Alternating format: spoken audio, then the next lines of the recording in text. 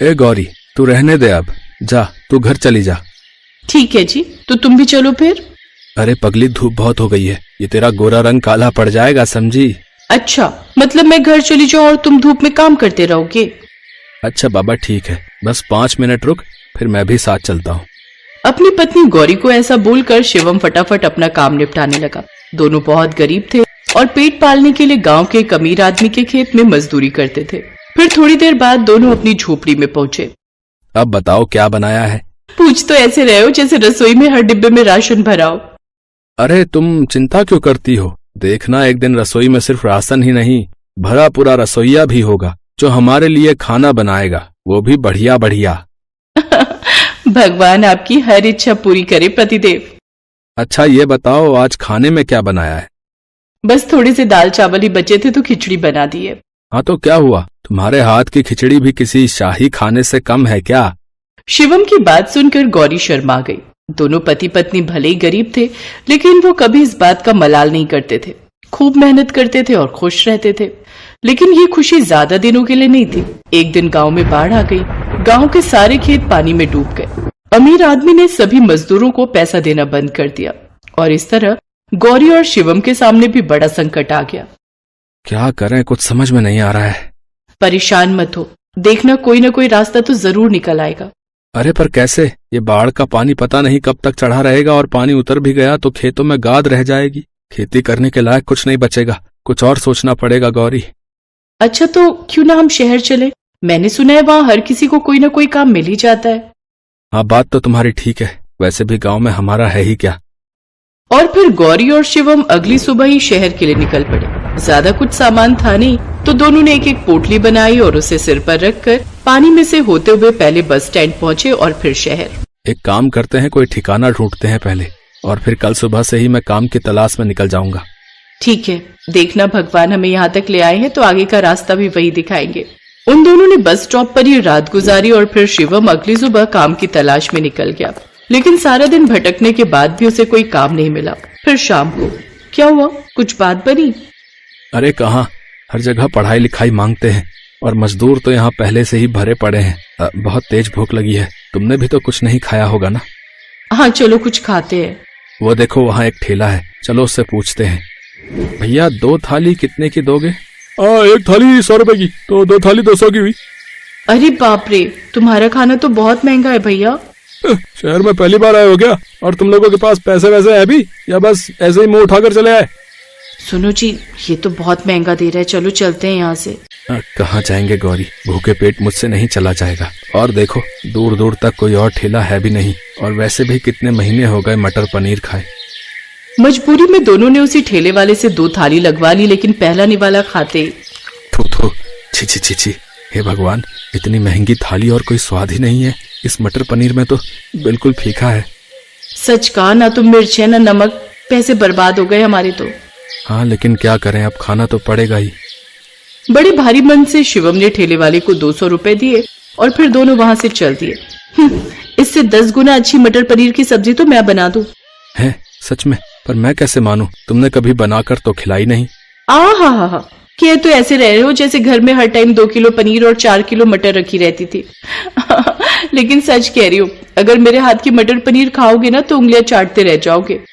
अगर ऐसी बात है तो चलो बनाकर खिलाओ मुझे, मैं कल ही सारा सामान लेकर आऊंगा। अगले दिन शिवम अपने बचे खुचे पैसों से वाकई मटर पनीर और कुछ मसाले भी खरीद लाया।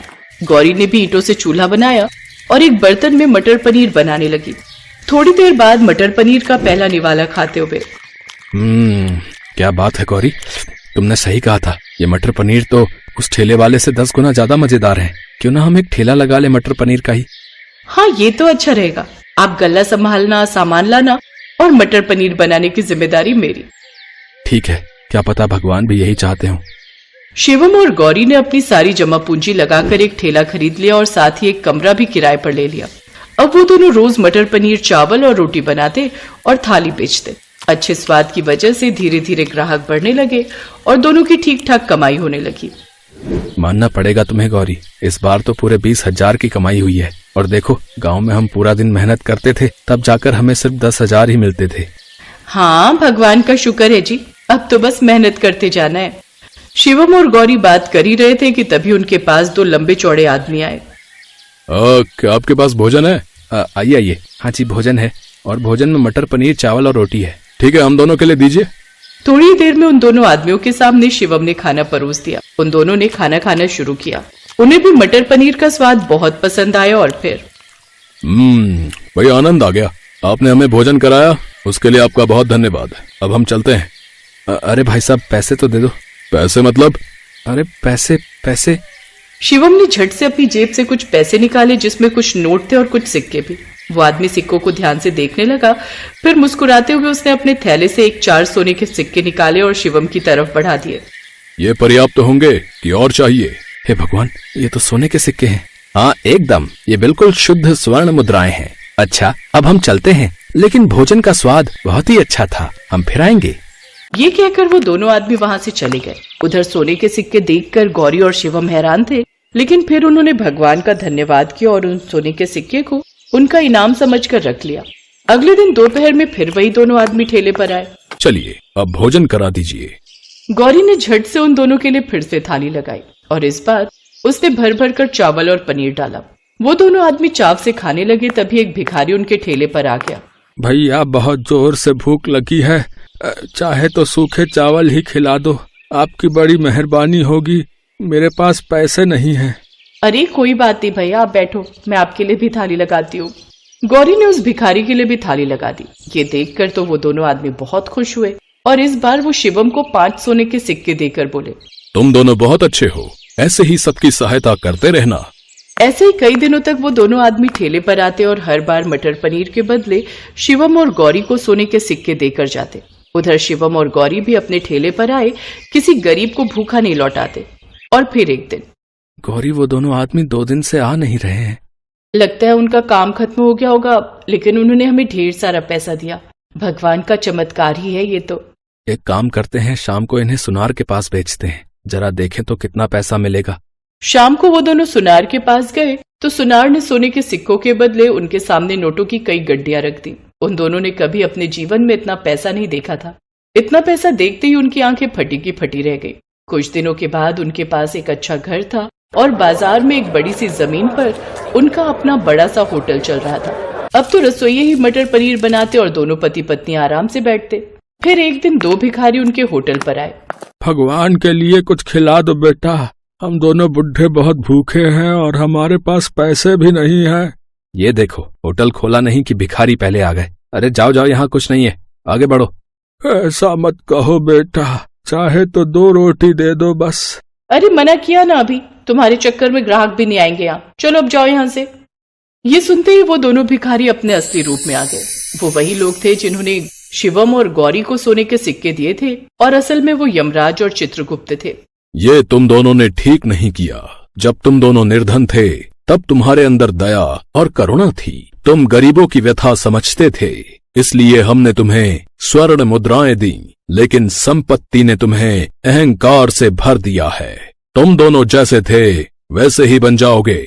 अगले पल एक तेज रोशनी हुई और रोशनी के छटते ही शिवम और गौरी का बड़ा सा होटल गायब हो गया। खाली जमीन देखकर शिवम और गौरी रोने लगे और तेजी से अपने घर की तरफ भागे तो देखा आलीशान घर की जगह सिर्फ वही पुराना ठेला खड़ा था जिस पर वो पहले मटर पनीर बनाकर बेचा करते थे।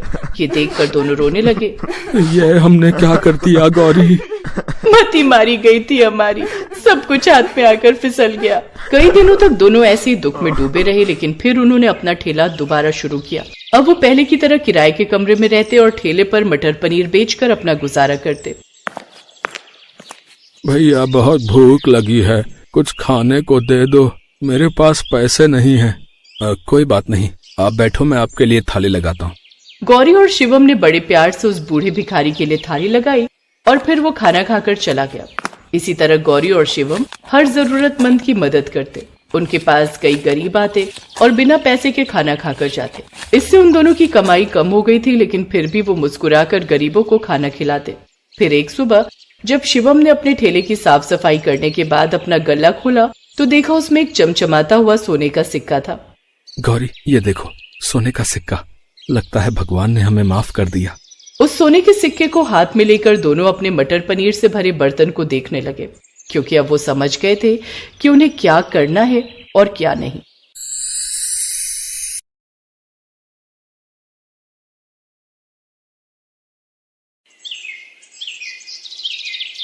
ये जगह ठीक रहेगी। हाँ, हम इसे यहीं छोड़ देते हैं। हाँ, लेकिन जल्दी करो। एक छोटी बच्ची के माता पिता गरीबी के कारण उसे मलबे में पड़े एक सीवर के पाइप में लिटा कर चले गए। मासूम सी बच्ची उस वक्त केवल 10 दिन की थी। रात के सन्नाटे में वो भूख के मारे रोने लगी तो उसकी आवाज सुनकर कुत्ते भौंकने लगे। वो बच्ची लगातार रोई जा रही थी तो उसकी आवाज सुनकर पास ही बनी झोपड़ी से शारदा निकल कर आई। वो उसे देख कर बोली, हाय, कौन मुआ इस मासूम बच्ची को यहाँ छोड़कर चला गया? मुए का जरा भी कलेजा नहीं कापा। अगर मुझे आने में जरा भी देर हो जाती तो ये मुए कुत्ते तो इसको नोच कर खा जाते। शारदा ने उसे गोद में उठाया और उसे लेकर घर आ गई। उसने उसका नाम राधा रखा। अब वही उसका माँ की तरह पालन पोषण करने लगी। शारदा का भी इस दुनिया में कोई नहीं था तो उसे भी सहारा मिल गया। अपनी गरीबी के चलते शारदा उसे पढ़ा लिखा तो नहीं पाई, लेकिन घर के कामकाज और सिलाई कढ़ाई में उसने उसे काफी होशियार कर दिया। राधा दिखने में सुंदर थी, साथ ही वो सर्वगुण संपन्न भी थी। फिर एक रोज जब देखो उस कमबख्त को और कोई काम नहीं है, बस आते जाते तंग करते रहता है। आ गई चीनी लेकर, और तू क्या बड़बड़ा रही है? माँ, उस कमबख्त अमित को समझा लो, जब देखो आते जाते मुझे छेड़ता रहता है। अच्छा, क्या कहता है वो? क्या बोलेगा, हर बार की तरह एक ही रट, तू मेरे घर की बहू बनकर कब आएगी, बता कब आएगी। घर तो ऐसे बोलता है जैसे किसी बड़े बंगले का मालिक है। पहले ही कह देती हूँ माँ, मैं उस झोपड़पट्टी वाली से ब्याह ना करूंगी, बिल्कुल ना करूंगी। तो बेटी, हम गरीबों के लिए कौन सा राजकुमार घोड़े पर सवार होकर आएगा? और तू तो शुक्र मना कि उनको तेरे बारे में सब कुछ पता है, उसके बावजूद भी वो तुझे अपनाने के लिए तैयार हैं। अच्छा, तो ये बताओ, मेरी जगह अगर तुम्हारी सगी बेटी होती तो क्या तुम उसकी शादी उस अमित से करवा देती? उसकी तीनों बहनें माँ कचरा बिनने का काम करती हैं। हाँ, तो बुराई क्या है उनमें?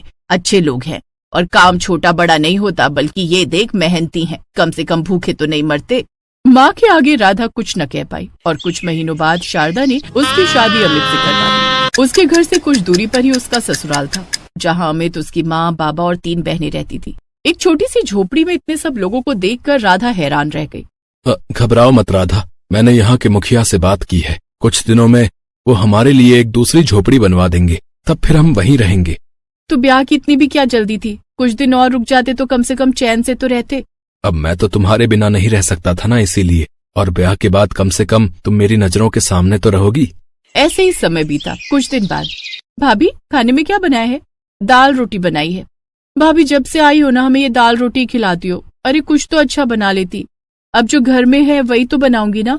अच्छा भाभी, ये बताओ, आपने कभी खीर, हलवा ऐसा कुछ खाया है? हाँ, खीर तो माँ ही बना देती थी। जब भी कभी चावल बच जाते तो उसमें थोड़ा दूध डाल देती थी, लेकिन हलवा वो तो नहीं खाया। सुना है उसमें महंगा सामान पड़ता है। और मटर पनीर? हाँ, एक बार मैं ना एक शादी में चुपके से टेंट के नीचे से घुस गई थी, वहाँ मटर पनीर था, वहीं खाया था। बड़ा ही स्वाद था। एक भला आदमी था, उसने भरपेट मटर पनीर और पुड़िया चावल और रायते के साथ खाने को दी थी। बस वो दिन था जब पहली और आखिरी बार खाया था। उसके बाद से उसका नाम सुनते ही मुंह में पानी आ जाता है, लेकिन कभी खाया नहीं। कोई बात नहीं भाभी, आज खा लेना। वो कैसे? आप माँ को जाकर मनाओ ना कि वो आज मटर पनीर बनाने दे। आपकी बात वो टालेंगी नहीं, हमें तो डांट कर भगा देंगी। मटर पनीर का नाम सुनकर शीतल के मुंह में पानी आ गया। वो आंगन में बैठी अपनी सास के पास गई और बोली, माँ जी, आज खाने में मटर पनीर बनाए क्या? हम सबका बड़ा मन है। तू तो मटर पनीर ऐसे बोल रही है जैसे कि तोरी की सब्जी बनानी हो। अरे बहू, मटर पनीर अमीर लोगों का खाना है, वो उन्हीं की थाली में होता है, हम गरीबों की थाली में नहीं। उनकी बात सुनकर राधा चुप हो गई। मटर पनीर का सपना टूट गया। शाम को उसने ये बात अपने पति से कही। कुछ दिन सब्र कर लो राधा, मैं अपने कबाड़ के काम को और बढ़ाने वाला हूँ। काम अच्छा चलने लगा तो तुम रोज मटर पनीर बनाना। एक दिन उसकी दुकान में आग लग गई और सब कुछ जलकर खाक हो गया। दुकान के बगल में ही उनकी झोपड़ी थी, वो भी उस आग की चपेट में आ गई। 3 जवान बहनें, नई नवेली पत्नी और बूढ़ी माँ बाप को जैसे तैसे करके सर ढकने के लिए उन्होंने झोपड़ी तो फिर से बना ली, लेकिन पेट भरने और तन ढकने के लिए अब कुछ नहीं बचा। जैसे तैसे वो कूड़ा बीन कर घर चलाते। एक रोज गांव में स्पीकर पर एक आदमी बोलते हुए जा रहा था कि सरकार गरीब महिलाओं को सिलाई मशीन मुफ्त में देगी ताकि वो अपना कुछ काम शुरू कर सके। ये सुनकर राधा को एक उम्मीद की किरण दिखाई दी। अमित, मेरे साथ ग्राम पंचायत चलो, मैं भी सिलाई मशीन के लिए आवेदन करना चाहती हूँ। ऊपर वाले ने चाहा तो मुझे जल्द ही सिलाई का काम भी मिल जाएगा। ठीक है राधा, चलो। अब वो दोनों ग्राम पंचायत जाकर मशीन के लिए आवेदन कराए और कुछ ही हफ्तों में उन्हें सिलाई मशीन भी मिल गई। राधा आस पड़ोस से जाकर पुरानी साड़ियाँ मांग कर ले आई और उन पुरानी साड़ियों से अपनी सभी नंदों के लिए उसने सलवार सूट बना डाला। वाह भाभी, ये सूट तो बड़ा ही अच्छा सिला है। हाँ, क्या शानदार डिजाइन बनाया है भाभी। इतना अच्छा तो अपने गांव का कल्लू बुटीक वाला भी नहीं बनाता। हाँ बहू, बड़े ही अच्छे कपड़े सिल लेती हो तुम। जी शुक्रिया माँ जी। वैसे अब तुम तीनों ना जल्दी से आसपास के गांव में ये खबर फैला दो कि कोई कपड़े कम दाम में सिलवाना चाहे तो मेरे पास से सिलवा ले। अरे बहू, अगर इस बस्ती के गरीबों के पास इतने पैसे होते तो वो अमीर लोगों से कपड़े मांगकर क्यों पहनते। तभी हरिद्वार से लौटते ही आग की खबर मिलते ही शारदा सीधा राधा के घर पहुंची। अपनी माँ को देख राधा रो पड़ी और अपनी माँ के गले लगकर रोने लगी। क्यों रोती है पगली, जिसने बिगाड़ी है संवारेगा भी तो वही। कैसा दुख डाला मेरी बच्ची पर। लेकिन बेटी तू चिंता मत कर, एक दिन सब ठीक हो जाएगा। अरे वाह, नई सिलाई मशीन, ये तूने कब खरीदी? ये तो माँ सरकार की तरफ से मुफ्त में मिली है। अच्छा, तो फिर तो तू इसी को अपनी कमाई का जरिया बना। तुझे पता है अभी भी तेरे मायके के पुराने ग्राहक है ना, वो तेरे इंतजार में बैठे रहते हैं। रोज पूछते हैं वो मुझसे कि राधा कब आएगी, हमें उससे कपड़े सिलवाने हैं। तू बोल तो मैं तेरे ग्राहकों को तेरा घर दिखा देती हूँ, वो अपने आप तुझसे हर बार कपड़े सिलवाने आएंगे। अरे माँ, नेकी और पूछ पूछ। उसके बाद शारदा ने सभी ग्राहकों को राधा का घर दिखा दिया। इसके साथ उसे कोई और भी मिलता तो वो उन ग्राहकों को राधा के पास ले आते। अब सब ग्राहक उसी के पास कपड़े सिलवाने आने लगे। राधा अच्छी कमाई करने लगी, साथ ही उसने सिलाई सेंटर भी खोल लिया। अब अमित की भी एक प्राइवेट कंपनी में नौकरी लग गई। उनकी गरीबी अब दूर होने लगी। फिर एक रोज, भाभी जोरों की भूख लगी है और आज रसोई से खुशबू भी बहुत अच्छी आ रही है। आज आपने क्या बनाया है? आज मैंने सबकी पसंद का मटर पनीर बनाया है। वाह भाभी, मटर पनीर। हाँ, और साथ में पूरी हलवा भी बनाया है। सभी पूरी हलवा खाकर बहुत खुश होते हैं। मैं बहुत भाग्यशाली हूँ राधा, जो मुझे तुम जैसी पत्नी मिली। अब हम दोनों मिलकर सब कुछ ठीक कर देंगे। हाँ अमित, हम दोनों मिलकर सब ठीक कर देंगे।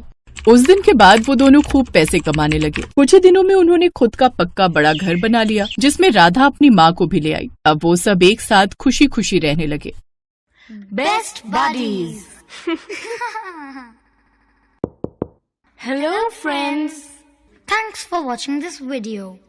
अगर आपको ये वीडियो पसंद आया है तो प्लीज लाइक, सब्सक्राइब, कमेंट्स करें इस वीडियो पर और हाँ, शेयर करना भी ना भूलें।